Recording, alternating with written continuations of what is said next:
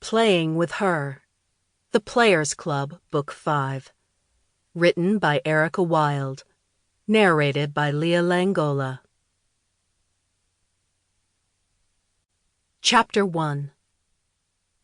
"Here's to the birthday girl," Jillian announced, lifting her margarita glass in a toast. "Enjoy your day. You're never going to be this young again." Stephanie Randall laughed in agreement and clinked her own cocktail to the other 5 raised in her honor. Taking a sip, she glanced at her closest girlfriends seated around her at the Mexican restaurant in Old Town San Diego, so grateful to have each and every one of them in her life.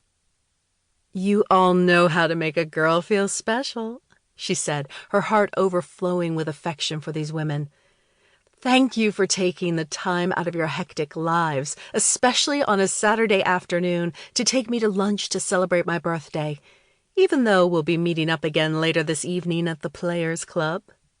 "I can't wait for tonight," Paige said enthusiastically, who'd recently had a baby and always looked exhausted as she tried to juggle her custom corset business, a toddler, and home life. "I'm so ready to have some alone time with my husband. I told Sawyer to book the Tarzan-themed room for this evening because I miss his ropes." Paige's husband, Sawyer, practiced the art of shibari, and his wife clearly enjoyed his brand of artistic rope bondage and riggings. Raina grinned, her eyes dancing playfully. "Someone is going to get all tied up tonight," she said in a light sing-song voice. "Damn straight I am," Paige said with a decisive nod. "And no fussy, teething child to interrupt the sublime pleasure of being the sole focus of my husband's attention."